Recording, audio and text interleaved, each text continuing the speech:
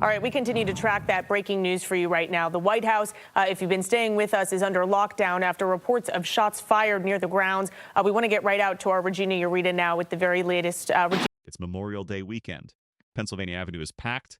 Tourists are taking photos. Families are eating ice cream. Foreign visitors are pointing cameras at the most famous address in the world. Nobody is worried. Nobody is watching the man with the messenger bag. He's 21 years old. He's from Maryland. He looks completely ordinary. He walks toward the 17th Street checkpoint like he belongs there. Then he reaches into that bag. He pulls out a handgun.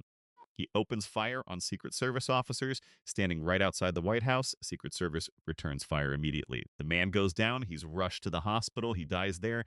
But before any of that settles, a bystander is hit. An innocent person who came to see a landmark is now fighting for their life in critical condition.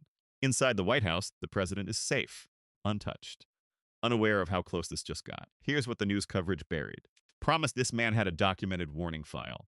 Multiple federal agencies knew his name before he ever reached that checkpoint. And by the end of this video, you're going to understand exactly how a known, flagged, documented threat walked straight into the kill zone and why it will almost certainly happen again. Before we go any further, subscribe.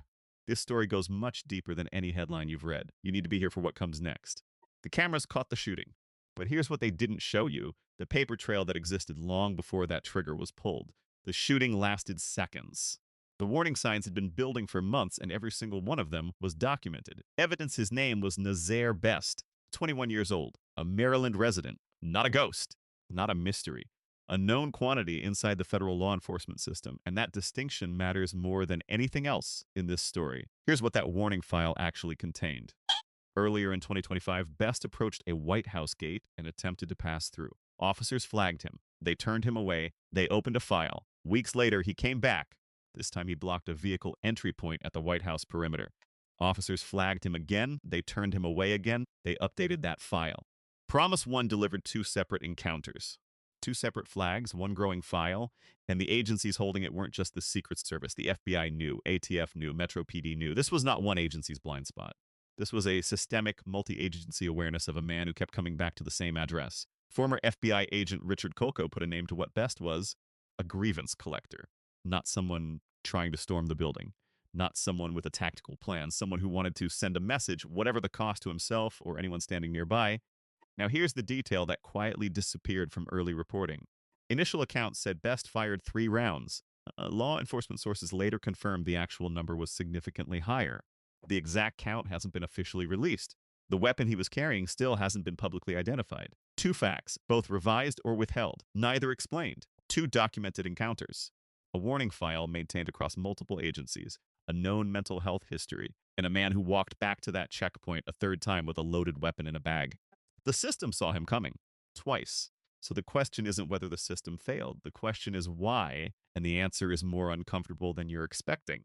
To understand why a flagged man reached that checkpoint again, you have to understand what a warning file is actually worth and to whom. Keek question. Here's the question nobody in official Washington wants to answer directly. At what point does a documented threat file trigger action instead of continued monitoring? Because in the case of Nazaire Best, we now know the answer. It triggered action the 3rd time he showed up, after someone died, after a bystander was shot. Promise 2 delivered and Best wasn't alone. In 2025, the White House and its surrounding geography became the site of a pattern of violence that no single news cycle properly connected.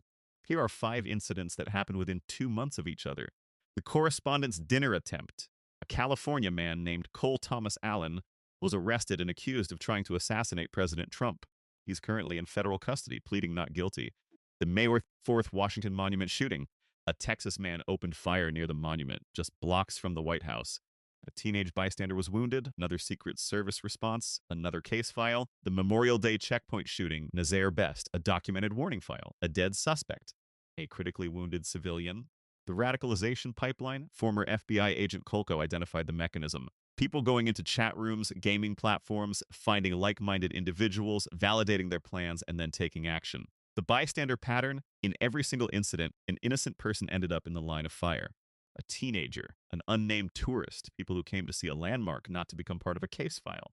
3 incidents, less than 2 months, 1 stretch of geography. The Secret Service cannot detain someone on a warning file alone. The gap between a known threat and an actionable threat is exactly where people are getting hurt. The system isn't broken. It's operating exactly as designed. And the design has a gap in it that keeps costing innocent people everything.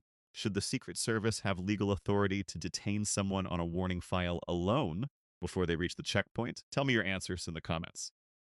The pattern was building in plain sight. But while that pattern was forming, a federal judge was quietly erasing a completely different file on a completely different man.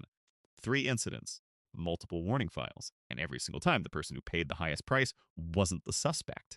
Suspect truth, his name is Kilmar Abrego Garcia, and his case is the mirror image of everything you just heard. Where Nazaire Best had a file the government couldn't act on fast enough, Abrego Garcia had a file the government may have built specifically to act against him. Here's what happened.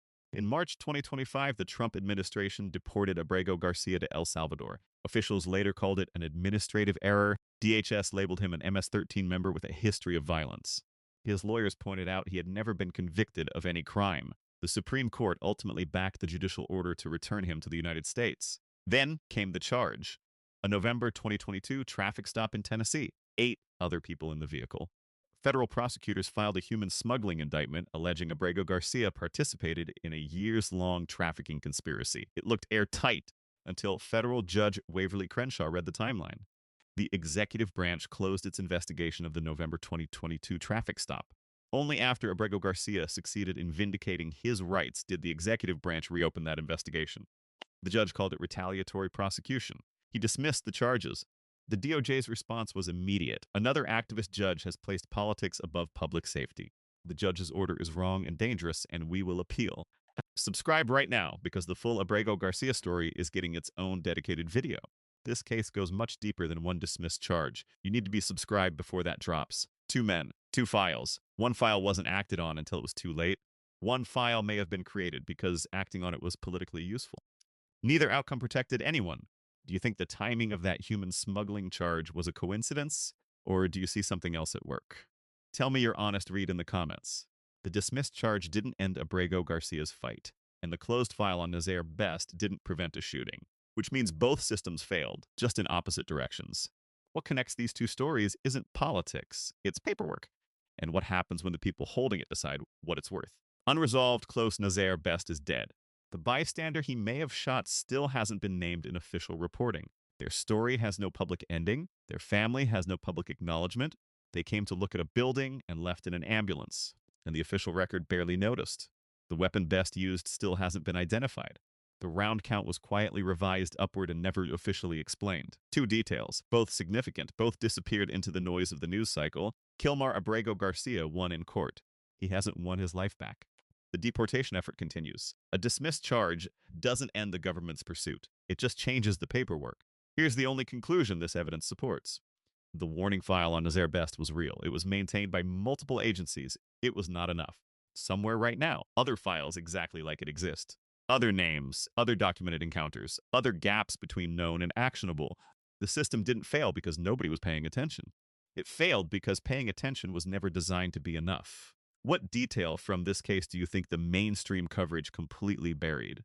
Tell me in the comments. I read every single one. Subscribe before you close this tab. The follow-up on both cases is coming. You will not want to find out about it from someone else's algorithm. This story isn't finished because it never really started with Nazaire Best. It started with the file, and the file was already open.